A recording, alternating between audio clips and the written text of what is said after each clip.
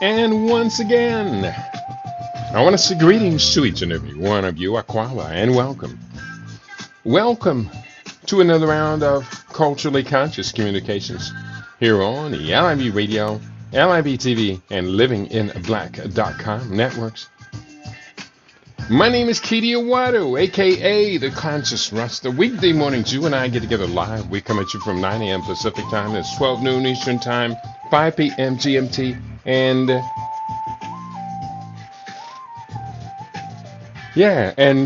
8 p.m.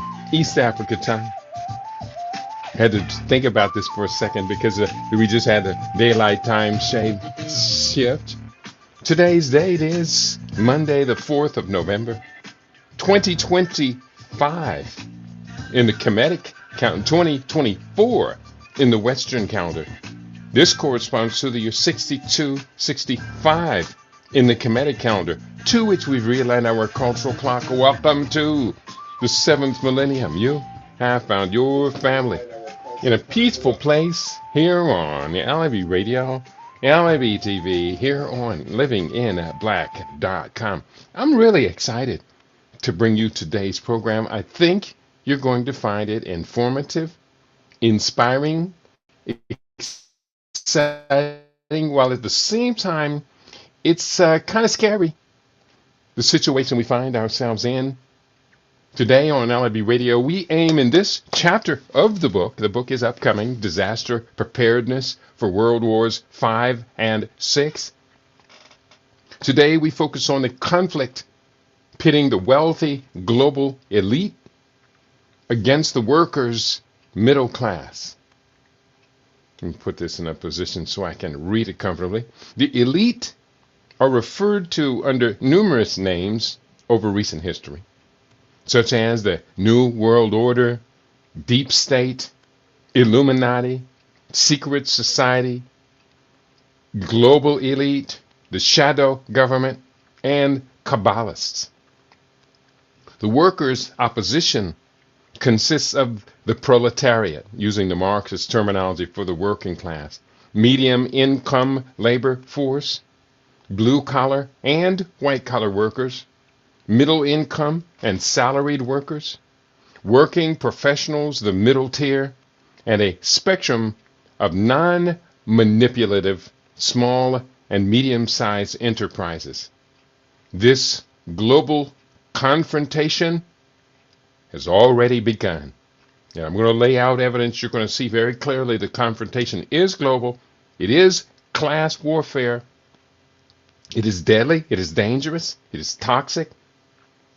And it needs to be defended against. Today, we're talking about World War V, a global elite versus the workers' middle class. This is a chapter of the upcoming book, and I have been writing feverishly today to the best of my abilities, doing everything I can to get into place this dialogue, this conversation, which I think, and I hope you will agree, is very necessary, very critical for our understanding of the world that we are living in and our place in making this world the best that we possibly can. So, here we go. World War V, Confronting the Global Matrix, is the chapter title.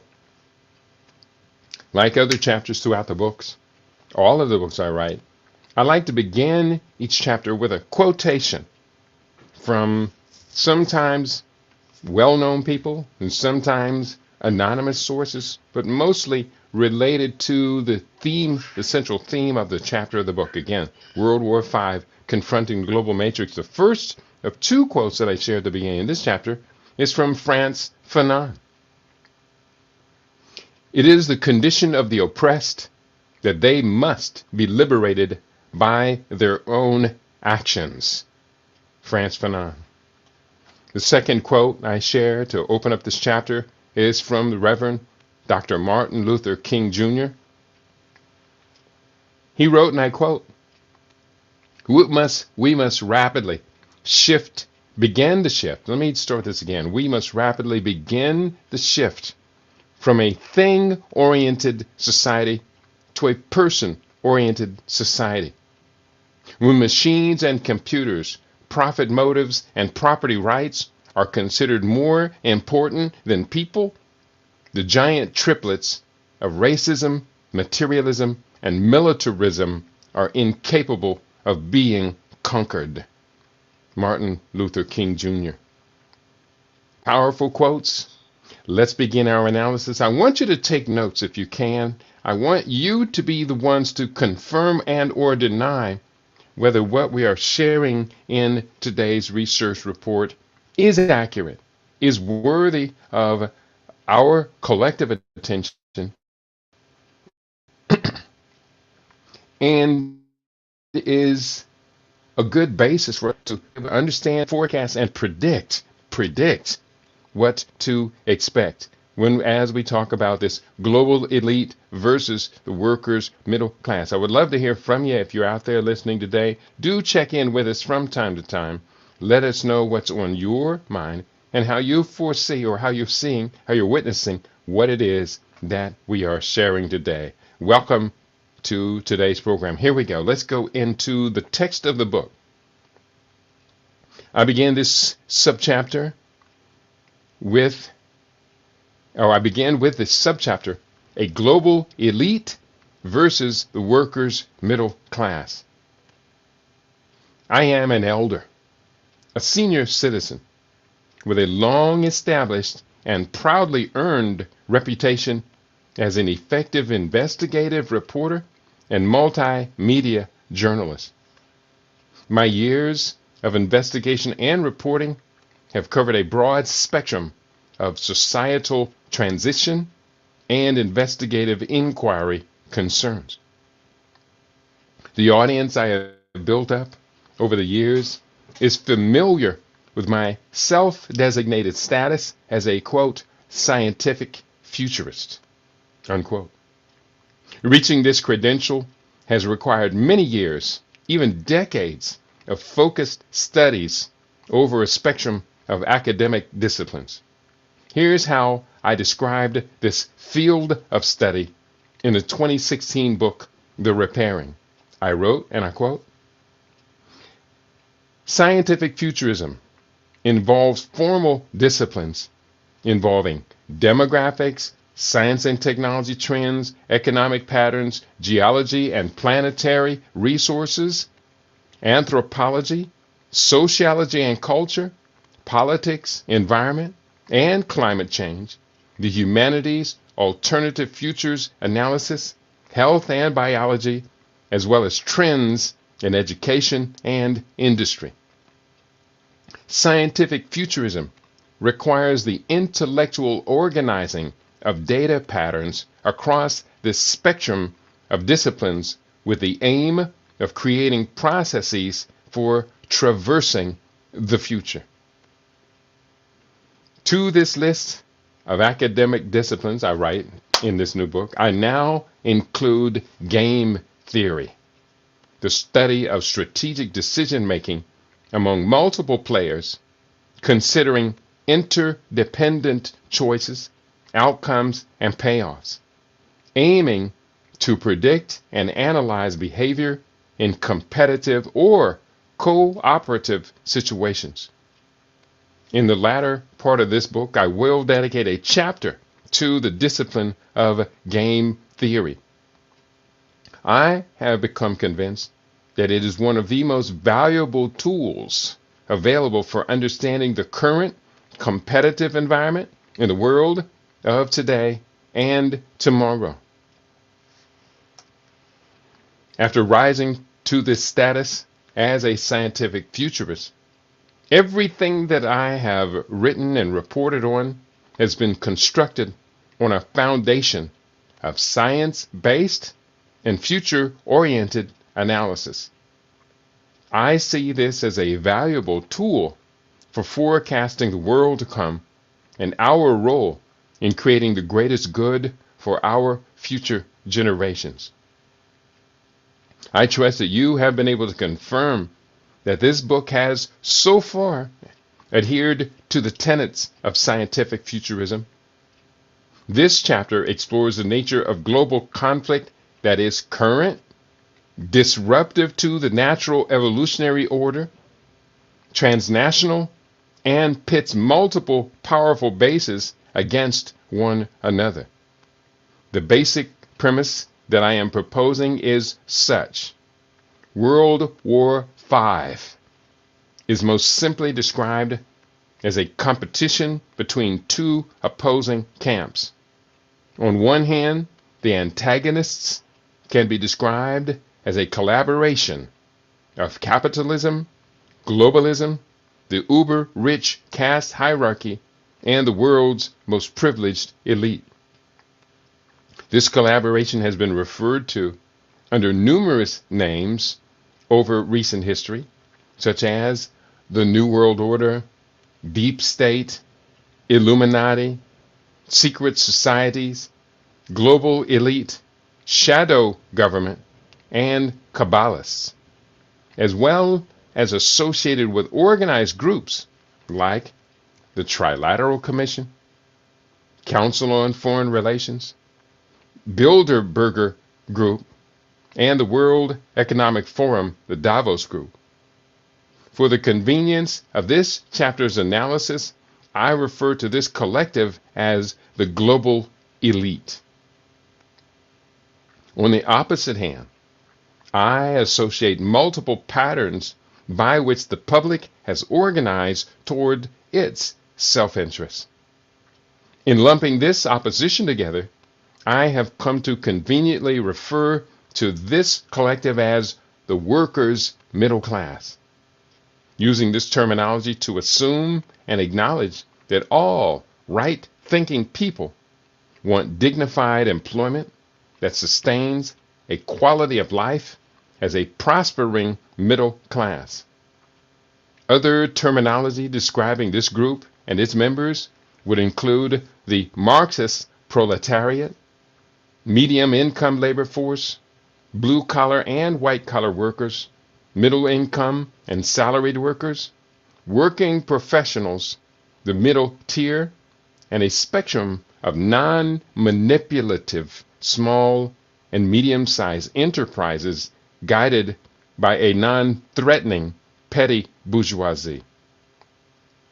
One might reasonably ask what criteria I present to distinguish these two oppositional groups and the primary mechanisms to empower their interests.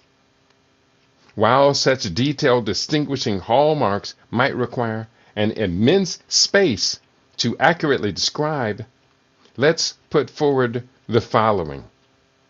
First, the hallmarks of the global elite. And I welcome you, our listening audience, to join the conversation today. We'd love to hear from you. If you have a word or two, if you think this premises is just crazy, out of order, do let me know. Your feedback is very helpful. The book is already, I've gone too far with the book, so the book is definitely going to be coming out.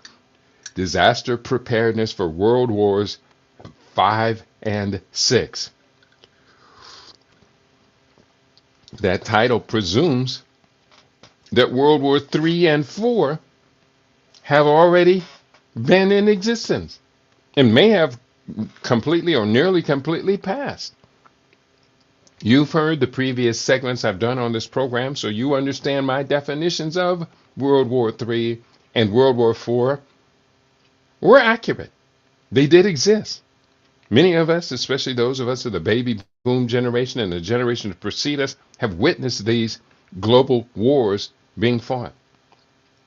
So here we go. Again, I welcome your input. Does matter. Sometimes people have written things or said things here on the program that I say, I have to include that in the book, or as soon as I possibly can get this out in a larger report, for which I am immensely grateful. Here we go. We continue, and I'm having sips of my tea. In resistance to the global matrix, the global elite, I keep my body out of the medical, pharmaceutical, drug cartel complex. I keep my body out of that complex, so I am not feeding them what would be my surplus money in sickness maintenance, which they call healthcare. You know what I'm talking about. Lovely audience, make sure you also, even if you don't write nothing, write a word or two of support. Hit the like button. Let the algorithm know that you appreciate who you're with today, that you appreciate what it is that we are sharing. So here we go. Let's go forward. Back to the text. Here are the hallmarks of the global elite. And you tell me, do you agree or disagree with these hallmarks? And these are in alphabetical order. Access to unlimited debt financing, concentrated economic power, elite education. Hallmarks include exemption from criminal prosecution and societal restrictions, global influence and transnational access, disproportionate media access, luxurious lifestyle, rigged political power and influence, and self-serving secret societies.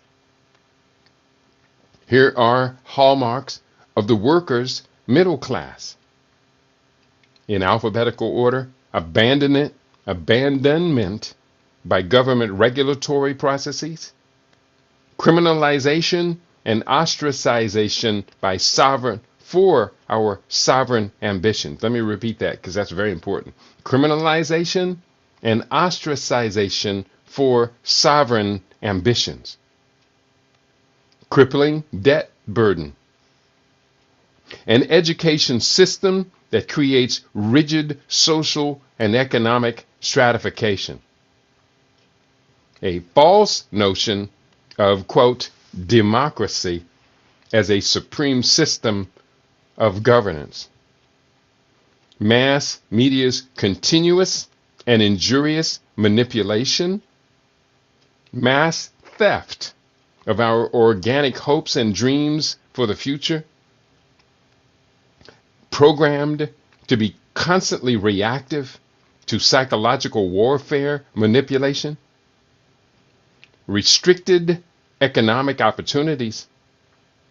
Subject to industrial decline due to profit-driven motives. And victim of systemic class-based hierarchical containment. Again, those are hallmarks of the workers' middle class. These two camps, I've described them, and their contradictory motivations. I hope you're hearing it. I hope you're feeling it. Let's continue. As you can easily determine by these two lists comparing characteristics of the global elite and the workers' middle class, I am portraying these two camps as antagonists versus protagonists. Within a systematic process that one might refer to as, quote, the real matrix, unquote, referring to the popular cinema series pitting a non-human and ubiquitous virtual reality mechanism against the best hopes of free humans.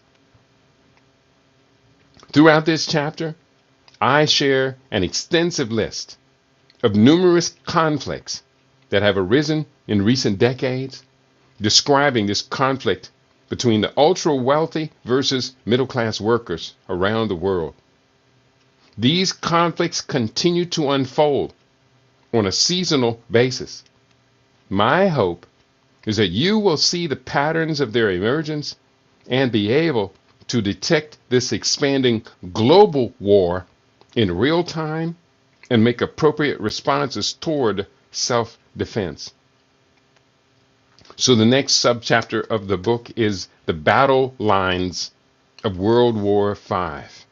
Now, here we're getting into the meat of the research that I have put together.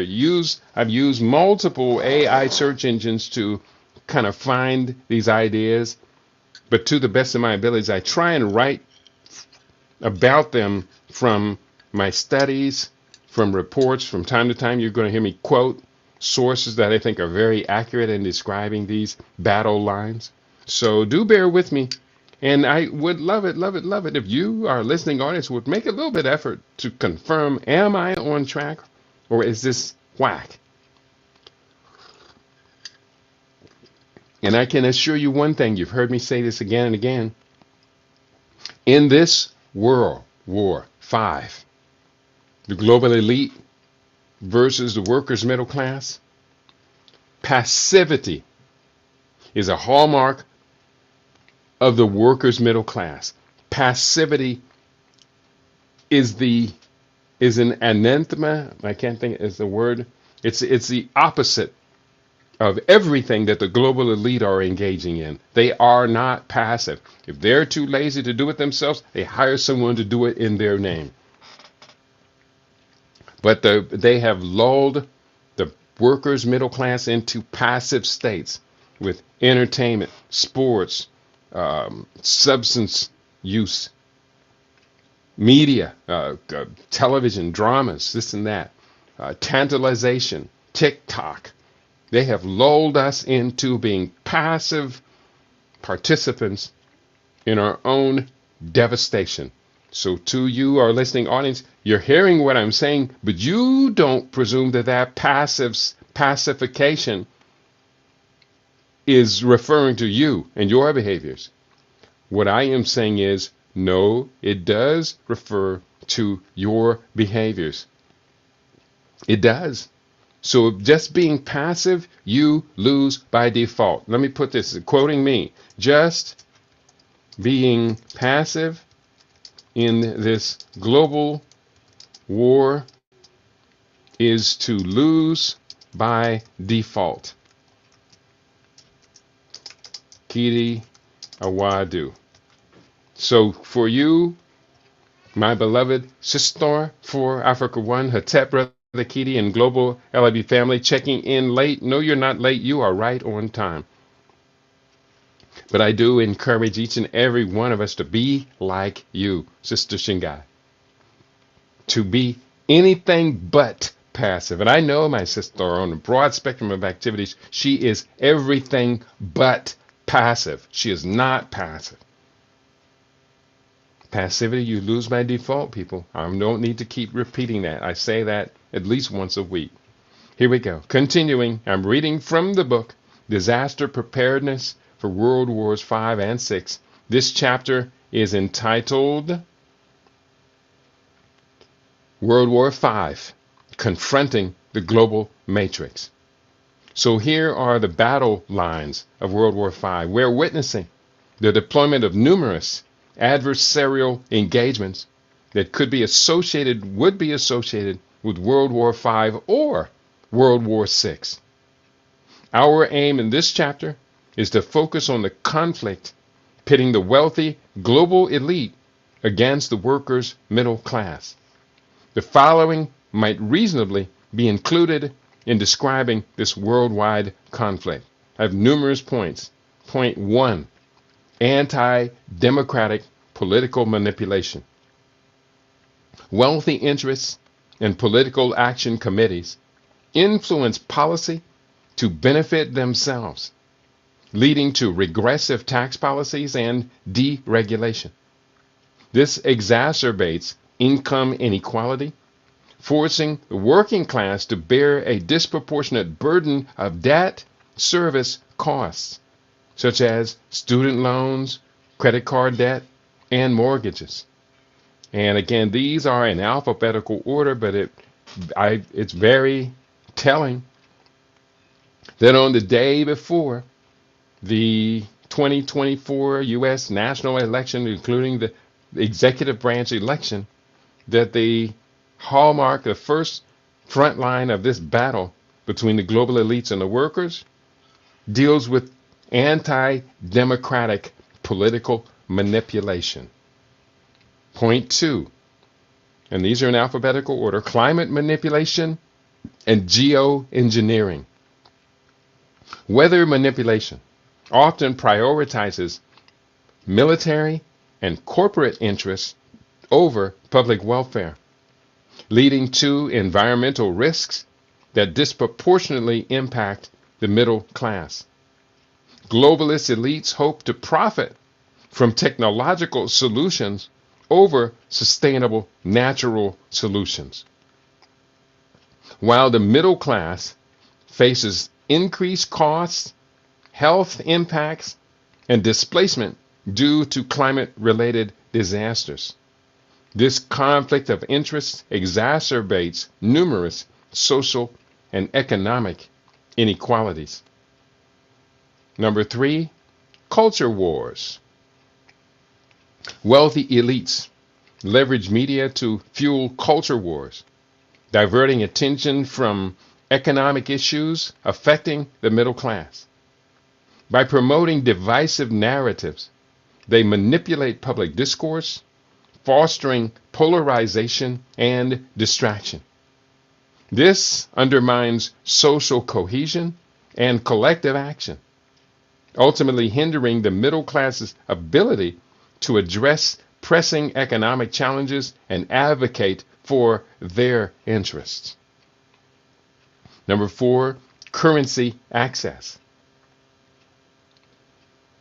Fiat-backed lending and usury most often favor the wealthy, allowing them less restricted access to capital lending and lower interest rates.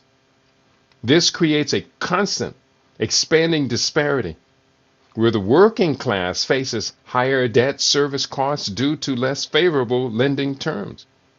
Consequently, this dynamic can lead to financial strain and hinder economic mobility for the working class. Number 5 of these battle lines: elite-sponsored sabotage. Sabotage disrupts essential services, damaging the economic stability and security of the middle class.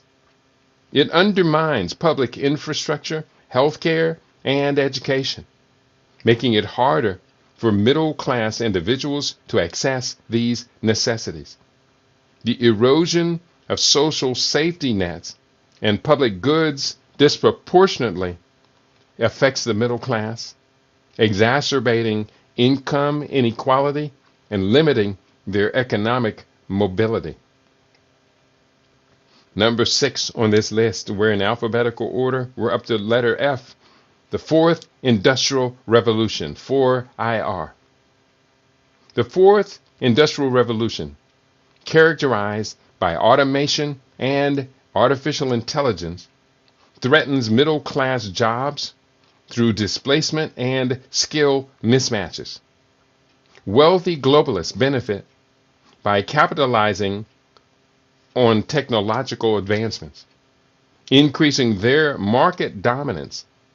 This shift can widen the income gap, leaving the middle class vulnerable as opportunities for stable employment diminish. Number 7, high-tech conflict and cyber attacks. High-tech conflict and cyber attacks jeopardize the middle class by disrupting essential services, compromising personal data, and compromising and destabilizing economies.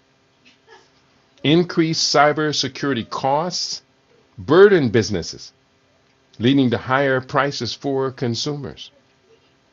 As resources are diverted to defense and recovery, the middle class faces job insecurity and diminished access to technology and services. Number 8, population wars. This highly propagandized notion that the world is overpopulated is one of the greatest lies of recent history. The biggest problem is the disproportionate consumption within the uber-rich class, combined with ambitions among the working middle class to get a similar psychic reward through engaging in unrestricted consumerism. Ultimately, this leads to a constancy of wealth transfer between the workers' labor-earned dollars, LEDs, and the supply-side activities of the globalist corporations, who constantly feed this desire to consume more and more. And of course, Christmas is coming. The goose is getting fat. You know what I'm talking about. Number 9, propaganda. The increasing use of propaganda manipulates public perception, driving wedges between lower and middle classes and distracting from shared economic concerns. By fueling fear and mistrust, propaganda undermines collective action, allowing elites to maintain power and wealth disparities, ultimately harming the middle class economic security and social mobility. Number 10, resource wars. Competition for natural resources disproportionately enriches the elite, driving up costs and depleting resources. This exacerbates economic inequality, burdens small and medium-sized enterprises, SME workers, and the middle class with higher operational and living expenses, and leads to environmental degradation, harming ecosystems and biodiversity. This imbalance threatens both social stability and ecological health, yet is an important base for the concentration of wealth among the elite class. And here, bear with me. Let me just decrust the talking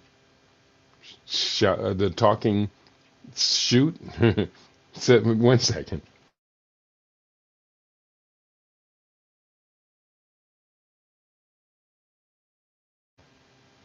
Here we go. We're back again. And let me just close that last one. We're talking about resource wars. This imbalance threatens both social stability and ecological health, yet is an important base for the concentration of wealth among the elite class. Number 11, sanctions. Sanctions often lead to economic instability, driving up prices and reducing access to essential goods and services. The middle class, reliant on stable employment and affordable living costs, faces job losses, diminished purchasing power, and increased financial strain. This erosion of economic security can exacerbate social inequalities and hinder upward mobility. Sanctions disproportionately affect vulnerable populations, including women and marginalized groups. Number 12 of these battlefronts, supply-side economics. Supply-side economics, a term which became popular under the Reagan administration, but has always existed, popularized under Reagan, often prioritizes tax cuts for businesses and the wealthy, aiming to stimulate investment. However, this can lead to increased income inequality, reduced public services, and stagnant wages for the middle class, as benefits may not trickle down effectively, leaving many among the lowest economic bracket without the support needed for intergenerational economic growth.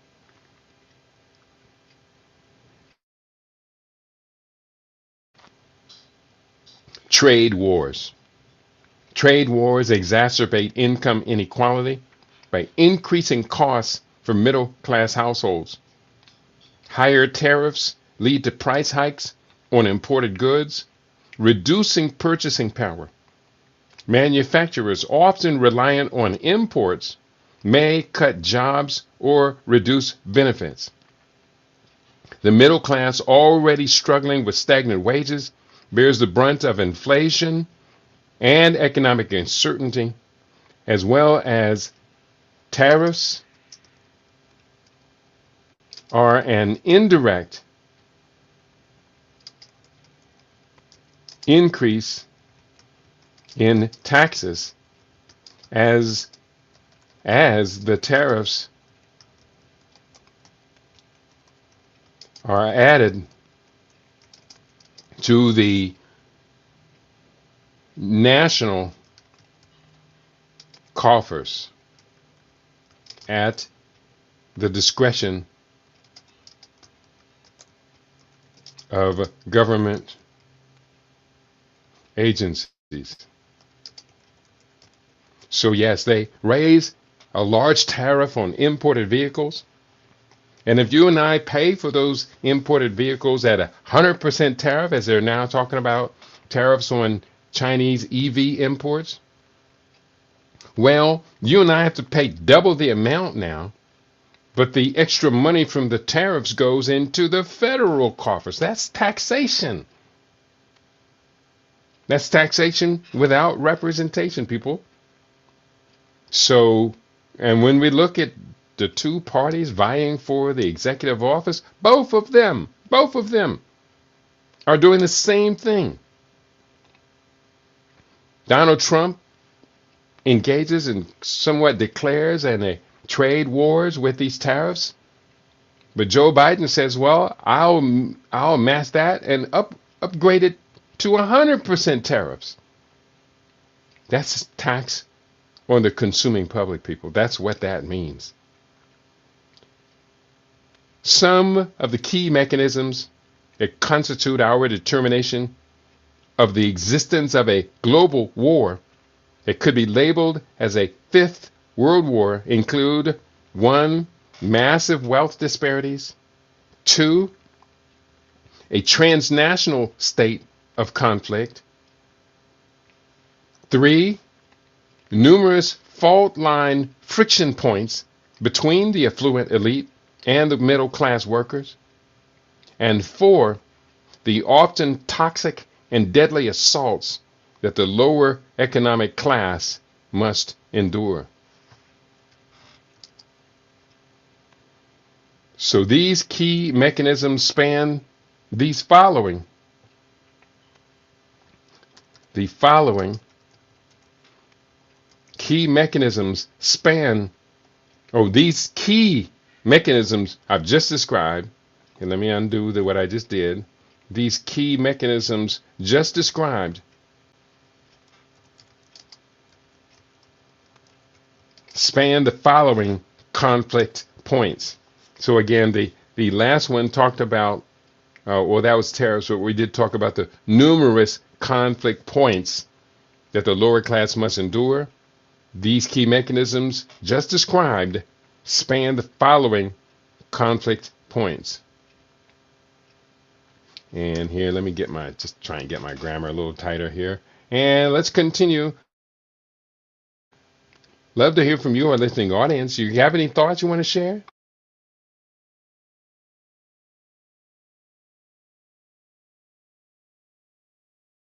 Okay, nobody's sharing any thoughts, but you're in the audience. We're glad you're here and love to hear more from you.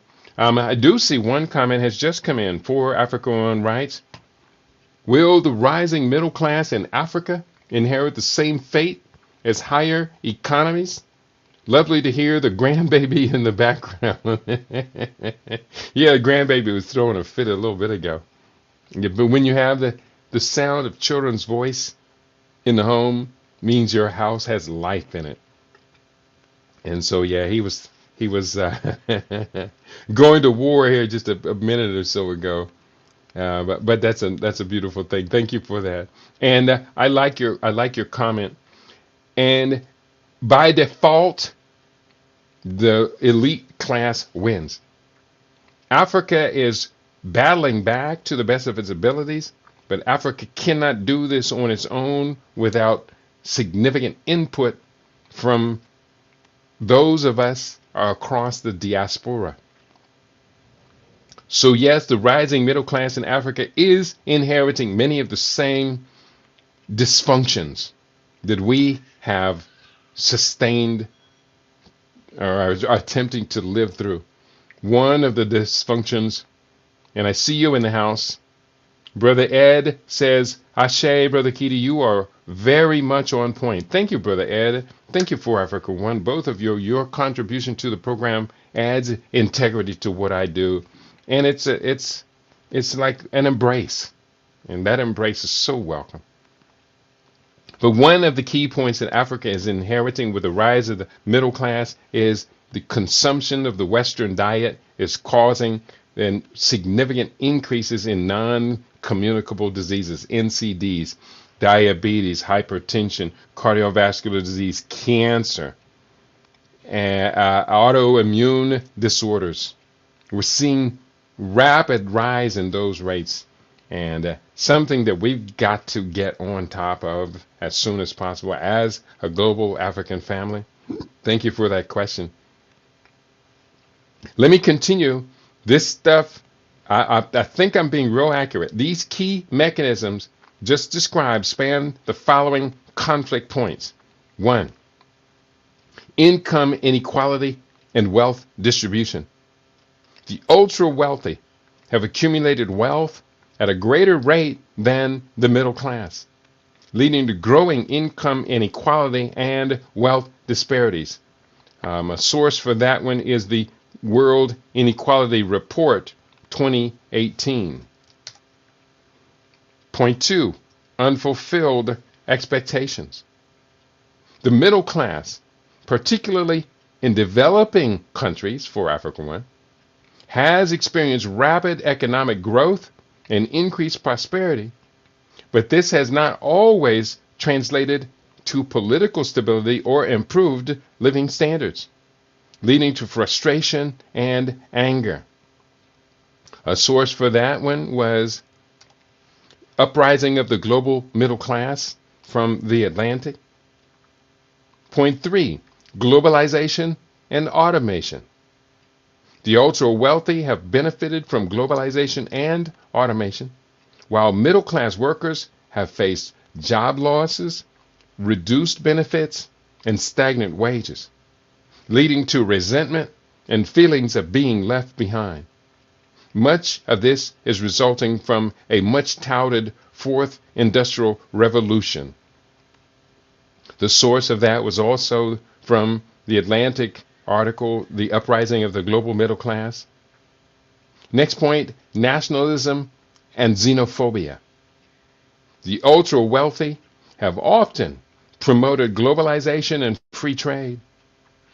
Middle class workers have responded with nationalism and xenophobia, fearing job losses and cultural erosion. The same source, The Uprising of the Global Middle Class, then from the Atlantic. Point, access to information and education. The ultra wealthy have access to better education and information, allowing them to maintain their privileged position. Middle class workers may feel left behind and disconnected from opportunities. Again, the same source, The Uprising of the Global Middle Class from the Atlantic. I'll have to rewrite this sections and say much of these references come from that article. That way I don't have to keep saying the same thing over and over again. This also includes the so-called cancel culture and the rejection of, quote, critical race theory. They want to cut that off as a source of education for the workers' middle class youth, while the elite youth, the privileged, they can learn whatever they want to learn. There is no public sanctioning of courses taught at Harvard University, Yale University, other than the propaganda that conflicts with what they termed critical race theory, which you and I have regarded as cultural diversity studies. Point, lifestyle and geography. The ultra wealthy often live in exclusive neighborhoods and clean communities,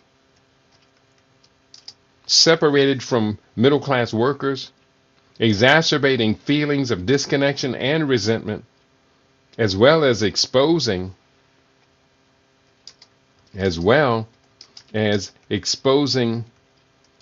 the poorer classes to toxic environments.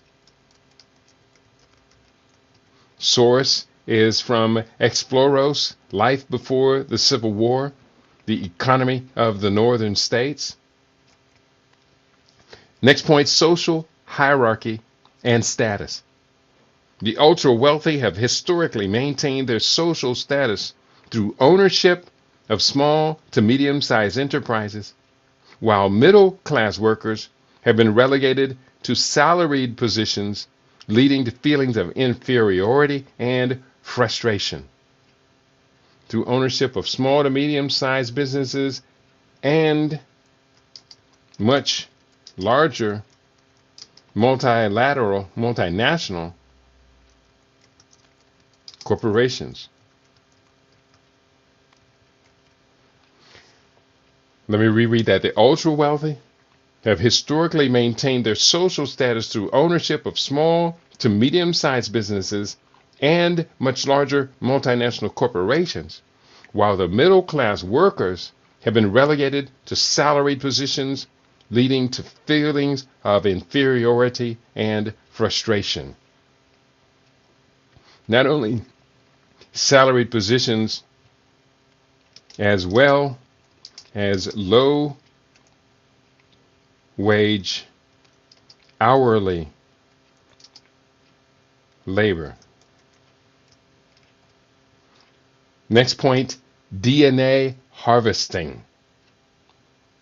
Commercialized ancestry testing, using this technology for covert law enforcement programs, misuse for medical pharmaceutical profiteering, misuse in mandated injection of mRNA genetic therapies, the possibility for developing ethnic weapons, quote unquote, of biochem toxin warfare, and the frontier of much of this, of much of modern day eugenics. And that paragraph was a little clunky because I recognize it was just kind of preliminary notes as opposed to a finished paragraph, but I'll clean that up next time I get to that particular point. Next point, Neuralink and other transhumanism impositions. This emerging class of advanced technologies aims to enhance human capabilities through brain-computer interfaces. While promising advancements, these innovations raise serious ethical questions about privacy, access, affordability, and autonomy.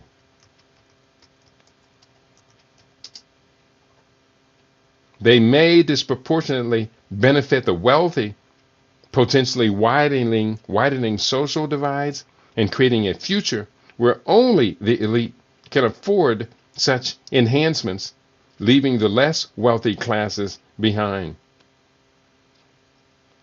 Point, virtual reality and augmented reality. Virtual and augmented reality can be exploited for mind control and manipulation, shaping perceptions and behaviors to serve corporate interests. The upper class may leverage these technologies to reinforce consumerism and social conformity. I would say social conformity or isolation. While the broader population risks losing autonomy and critical thinking, deepening dependency on corporate narratives and exacerbating inequality. Next point, we're talking about these frontline battles of World War V, the generation gap. The generation gap, amplified by mass and social media, fosters misunderstandings between age groups as differing values and communication styles clash.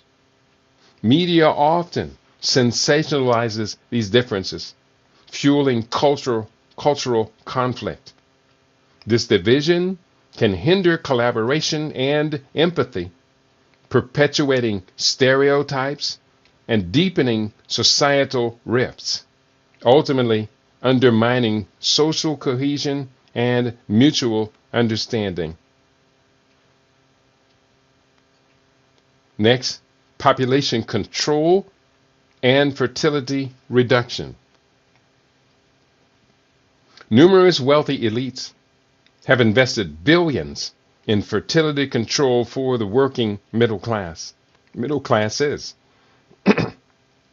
These include, but are not limited to, the World Economic Forum, Bill and Melinda Gates Foundation, the Rockefeller Foundation, George Soros, Planned Parenthood, Oprah Winfrey, the Warren Buffett Foundation, Mark Zuckerberg and his wife Priscilla Chan's Chan Zuckerberg Initiative, Peter Thiel, Peter Thiel, Steve Jurvetson, Mackenzie Scott, Ted Turner, the Aspen Institute, various operations of the United Nations, and numerous abortion advocacy groups such as the Guttmacher Institute. In contrast, Elon Musk, another of this uber wealthy class, has been reported to promote pro-natalist ideas concerning birth rates and population decline. And the next point, and I didn't flesh this one out, I was writing as fast as I can, is the clash of civilizations and the remaking of world order. And I would just say, previously mentioned,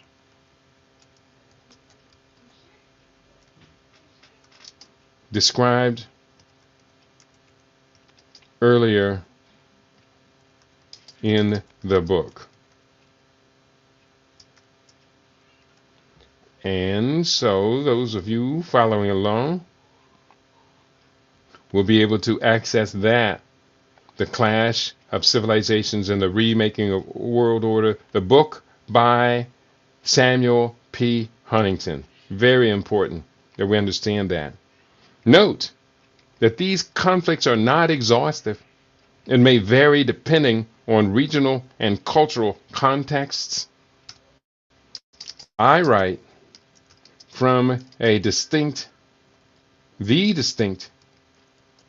point, or foundation, I should say, foundation of Pan-African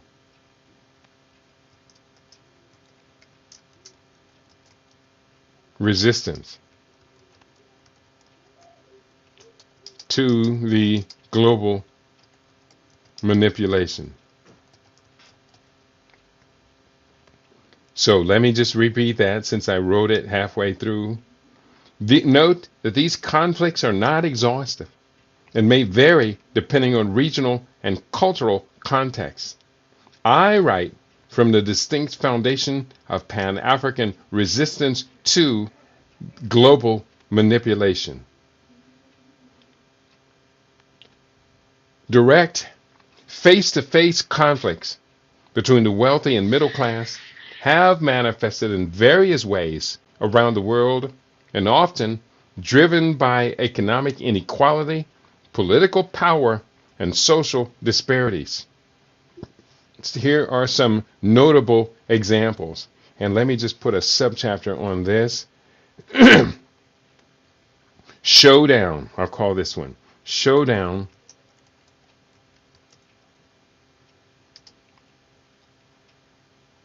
frontline battles in recent history. That's the subchapter for what I'm about to describe. Let me just put a little header on that. So, direct face-to-face conflicts between the wealthy and middle classes have manifested in various ways around the world, often driven by economic inequality, political power, and social disparities. Here are some notable examples.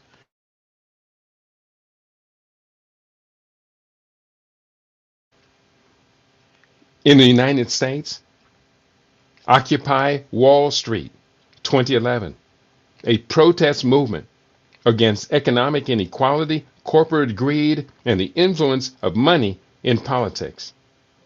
Housing crisis, 2008. The subprime mortgage crisis led to widespread foreclosures, disproportionately affecting middle-class homeowners, while financial institutions and received immense bailouts. And one might say almost pornographic, grotesque. Different words to describe those bailouts.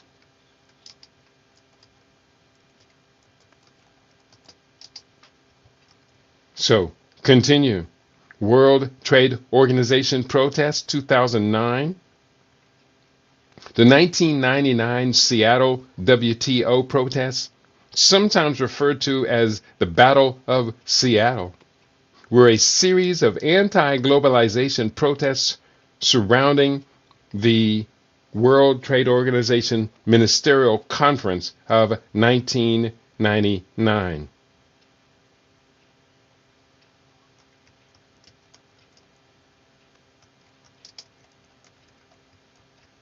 The Tea Party movement, a fiscally conservative political movement 2009 to the 2010s, opposing excessive taxation and government intervention, characterized by grassroots activism, populist sentiment, and a strong emphasis on Judeo-Christian values and limited government.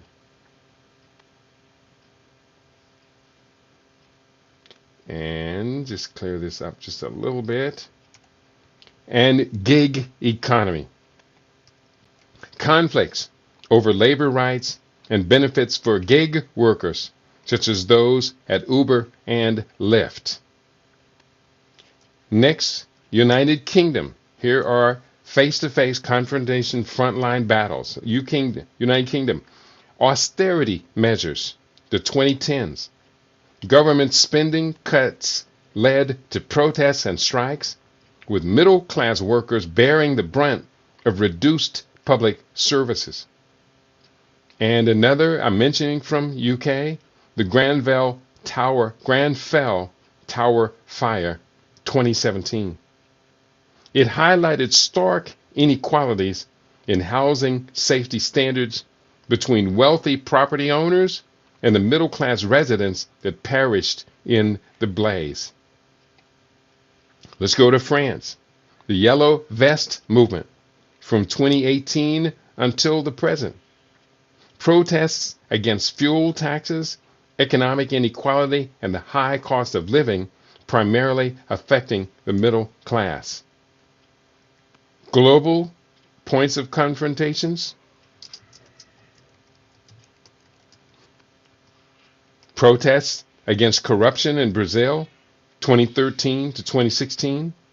Middle-class workers protested against government corruption and economic mismanagement, leading to political upheaval. Farmer protests, India, 2020 and 2021. Middle-class farmers protested against new agricultural laws perceived to favor large corporations over small farmers. Tax evasion and secret offshore accounts. Revelations like the Panama Papers and the Pandora Papers.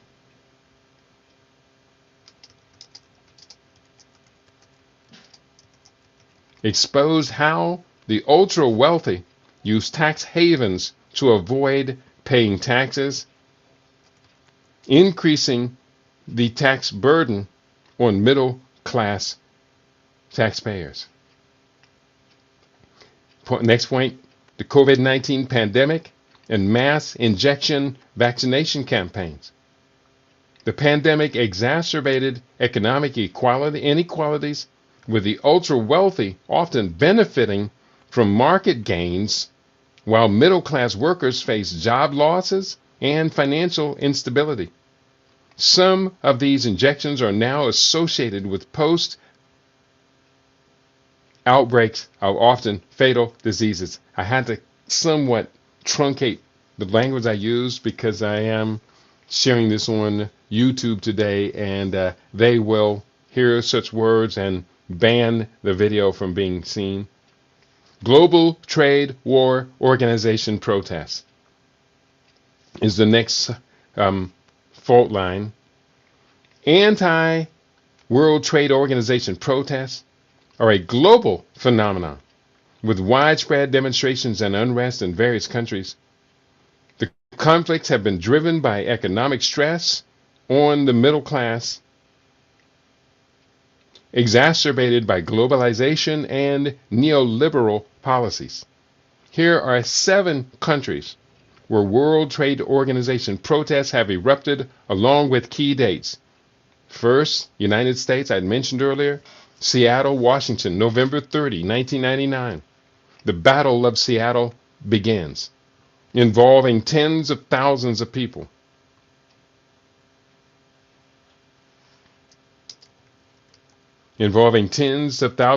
Marked a significant turning point in the global anti-globalization movement. In the worldwide, I should say, anti-globalization movement.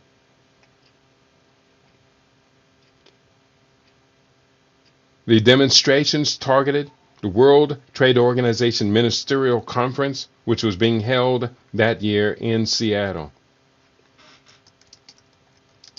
Thailand, 2002-2003. Protests against the Thai government's economic policies, including WTO-backed trade liberalization, led to widespread unrest and clashes between protesters and security forces. The protests began in January 2002 and continued until April 2003.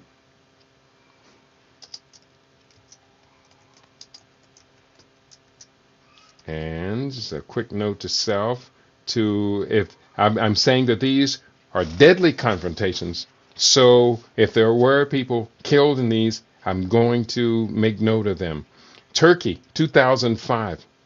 Anti-WTO protests erupted in Istanbul, with thousands of people demonstrating against the government's plans to join the WTO and implement neoliberal economic reforms. The protests began in April 2005 and lasted for several weeks. Malaysia, 2007 to 2008. The Malaysian government's decision to implement World Trade Organization-backed trade agreements led to widespread protests and unrest, particularly among the middle class and rural communities. The protests began in September 2007 and continued until March 2008. Ukraine, 2013-2014. Protests against the Ukrainian government's economic policies, including WTO-backed reforms, played a significant role in the country's Euromaidan revolution. The protests began in November 2013 and culminated in the ouster of President Viktor Yanukovych in February 2014. And that was also, in no small part, sponsored by Western security agencies as well, that overthrow. Hong Kong, 2019 to 2020.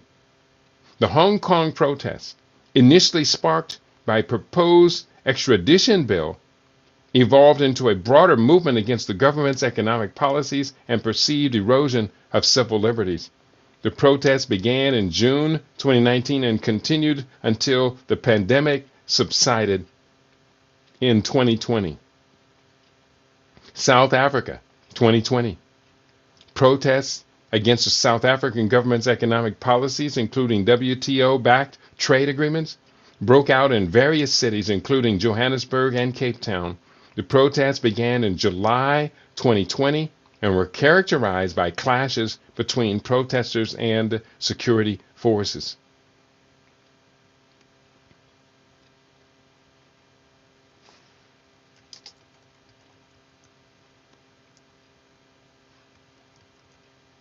Okay, and these examples illustrate how World Trade Organization protests have led to class conflict and economic stress on the middle class in various countries around the world.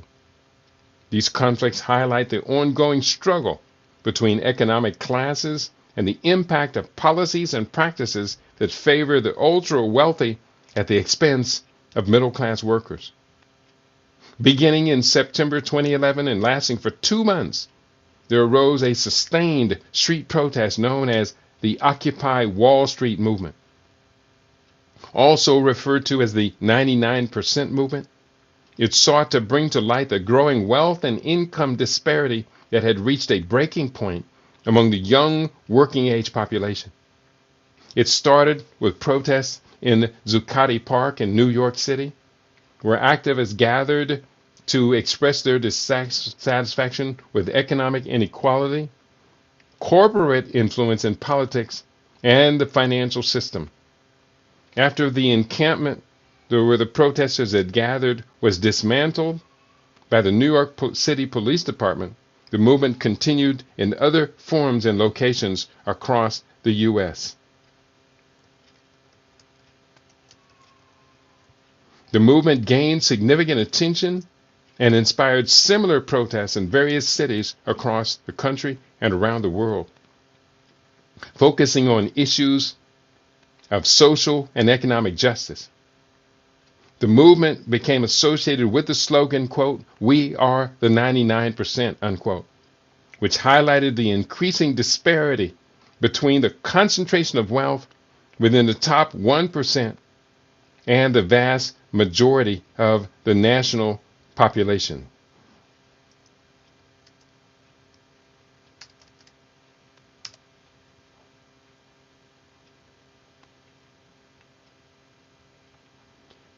Next subchapter is Gene Wars and the Rise of Synthetic Biology. Now, I may move this section to World War VI. But right now, here's what I have on this subtopic, Gene Wars and the Rise of Synthetic Biology. I was earlier talking about transhumanism, so that this does coincide with that. Mitigating risks from gene editing and synthetic biology, global governance priorities. And this is excerpted from the website of the Carnegie Endowment. And here's what they wrote. Rapid advances in bioscience and bioengineering hold immense promise for human betterment.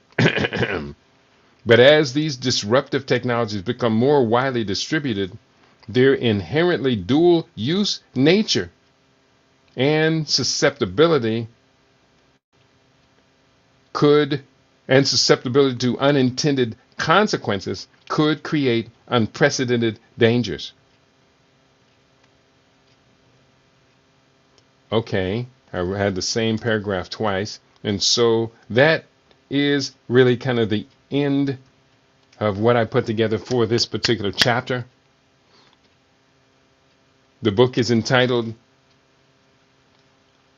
Disaster Preparedness for World Wars V and VI. Today's chapter was World War V, a global elite versus the workers' middle class. Let me just kind of put a cap on this. And I'm actually very, very proud of this chapter. I'm very proud of what I laid out for today. I hope you agree with many of the points that I was making. Let me just double see if there's anyone talking to me. No more comments have come in. I want to thank you for Africa One and Ed for being in the group. and being active and engaged with your brother and with what our purpose is for these studies. I personally think that this book is radically groundbreaking.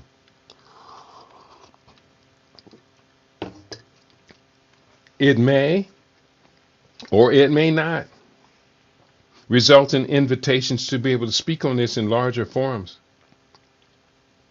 We hear so often, you've heard so often, of the danger of World War III breaking out because of the Russia-Ukraine conflict. Psst. World War III started in 1946 with the Greek Civil War, which pitted the workers, the socialists, against the capitalists. That was the beginning of the Cold War. The Eastern Bloc, Socialist Bloc versus the Western Capitalist Bloc. And from there, it extended into the Korean War. That was World War III. Vietnam War. That was World War III. Similar wars across Laos and Cambodia. World War III. In places like Brazil, Chile, Guatemala, Panama, Dominican Republic. World War III. In places like Mozambique, Angola, South Africa, Namibia. World War III in Somalia, Ethiopia. World War III in places all over the African continent. We saw these hot, blazing world wars that were essentially proxy wars for a fight against the Western NATO capitalist alliance versus the Eastern Warsaw Pact Socialist Alliance. And the Chinese were drawn into that too. So we saw that. World War IV really begins around 1953 or 1950 with the first overthrow of the Mossadegh elected government in Iran. And then in 1953 with the second civil war, which deposed the elected government and put in the Shah of Iran, a dictatorship who was a puppet, a proxy for Western capitalism. That was World War IV began, the global war against Islam. We've described these in detail in the previous chapters of this book. So now we're up to World War V. I think I did a good job. I hope you agree. Ed seems to say so. Ed wrote, Brother Keita, you are very much on point with 2 exclamation points, and I trust your judgment, Brother Ed. And I do agree. This is on-point research. It's groundbreaking, it's radical, but it goes so far against the grain that the overwhelming majority of people or agencies who might be beneficiaries of the research that I'm doing will completely, totally ignore it, act as if it does not even exist. So therefore, we, the people, again, as defined by today's very topic, we, the people on the other side of the globalist elite opposition, we're going to have to take responsibility, people. We're going to have to take responsibility. We are going to have to engage in actions that show we are able to appropriately respond for our own long-term self-interest. I listen to myself talk all day long. Not all day long, but I listen to myself talk about these subjects in great depth. And many times I wonder if I'll be able to hold out and persist and be patient while a public that appears to be moving very firmly in the wrong direction finally catches up with, hey, wait a minute, there's something happening and we're being hurt and we better wake up and start to defend our own best self-interest, because I cannot give this to my children to give to their children. We already see the degenerative impact of intergenerational non-addressing key critical issues, degeneracy. So what do? I'm going to keep on doing the best that I can, try and adapt and evolve to do even better. I can do a much better job at financing what I do, but I can't do it on my own. I haven't had a job, job, clock in, get the paycheck. I haven't had a job in over 50 years. It's been a matter of hustle, using your skills, your talents, and your hustles, using what available tools that are out there that could support it. But you know something? Since 2008, the choking around my neck is getting more and more disruptive. The grip of the matrix to silence people like me. I've thrown off of YouTube on my primary site, which had 2,000 videos representing 20 years, 16 years or so of investigative reporting and research. All of it disappears because of the work I did investigating biological sciences, using peer-reviewed sources to tell a narrative that was in opposition to the elite narrative. For Africa One asked a critical question. I guess we'll have to close with this. Will the rising middle in Africa inherit the same fate as higher economies? It doesn't have to be so. Yet without inputs from those of us who are surviving this and not losing the very essence of our humanity, the essence of our being, the essence of our compassion and ability to collaborate and cooperate toward our mutual self-defense and self-interest, if we cannot get up and get engaged to the battle, then yes, they will suffer the same degenerative fate, the same dystopian future. But it doesn't have to be so. It doesn't have to be so. We can change. As the lyrics by, I think her name is, I can't remember her name. She wrote the song, The Man in the Mirror. But as her lyrics clearly instructed us, I'm starting with a man in the mirror, asking him to change his ways. Because if you want to make the world a better place, take a look at yourself and then make the change. I want to encourage each and every one of you to get the matrix off your back. I'm going to kind of double up over the course of the next month. I'm going to kind of double up on the urge to get that monkey off your back, that gorilla off your back, get that elephant off your back. Tomorrow is election day. The donkey party or the elephant party, one of them may or may not win an outright election. This could be the beginning stages of another pandemic level of distraction and disturbance to order in the United States. It really could be. It's poised to be just that kind of a rock the foundation of the house event. I am not a participant in it. You heard my reasons for not wanting to participate in it. You heard me state that in excruciating detail today. But I do know one thing. Whichever party wins, the grave dangers of the global elite versus the workers, middle class, will still continue their degenerative pathway. That's the reality of it. It's been degenerating like that with a concentration of wealth for 13 presidential administrations. What makes anybody think it's going to change this time? Insanity is doing the same thing over and over again and expecting different, better outcomes and returns. This has become insane. There's much that we can do, but we have to do something. And the overwhelming majority of us are not prepared to do anything more than just satisfy our short-term desires for food, what's the word?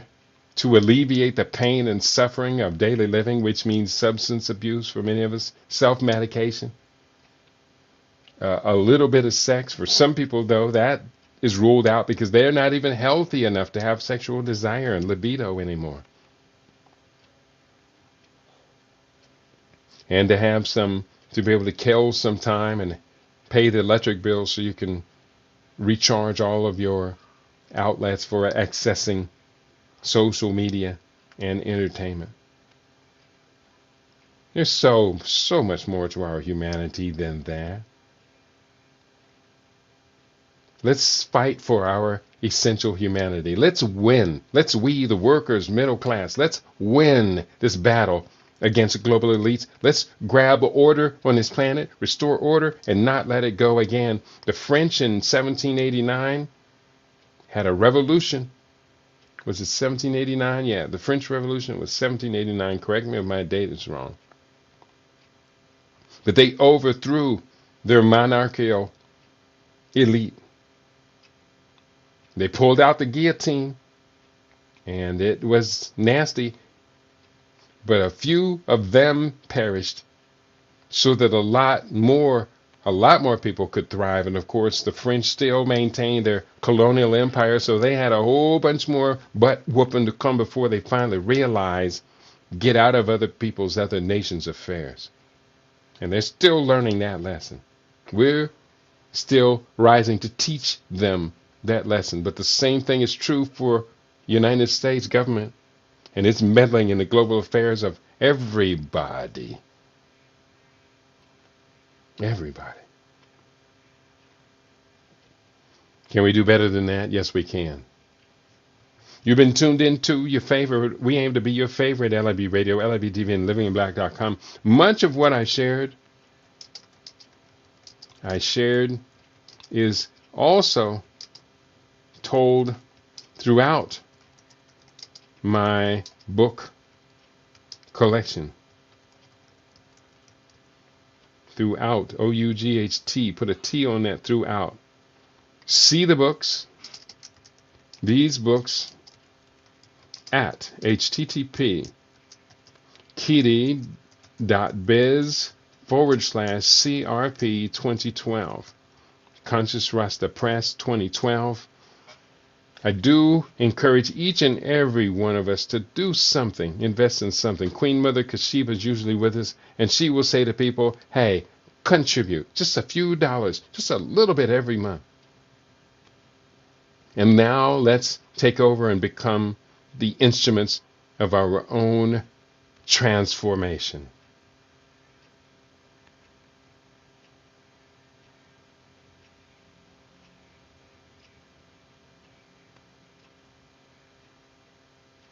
Become instruments of our own transformation. You can text me at 702-580-0662, and thereby you can text me, and thereby I can be a part of your team, especially when it comes to your natural health, disease resistance, getting your body out of that matrix. Text me. I would love to help. I'd love to be on your team. I'd love to be a part of this great victory. This great victory that puts you and I and people who believe in what we believe in, puts us on the same table. Now we are working together in mutuality for great things to happen. On that note, I want to thank you all for tuning in. LIB Radio, LIB TV, and livinginblack.com. Not a bad day today. The size of the paragraphs are just timing just right for the program. Much of what I've been saying and kind of wrapping it up is going to be a summary, a conclusion for the chapter. And hopefully we will have the opportunity to build together, grow together, collaborate, cooperate together, change the world together. Our children and grandchildren will learn from our example, and as they do their greatest work, they will say, we are great because we stand upon the shoulders of giants.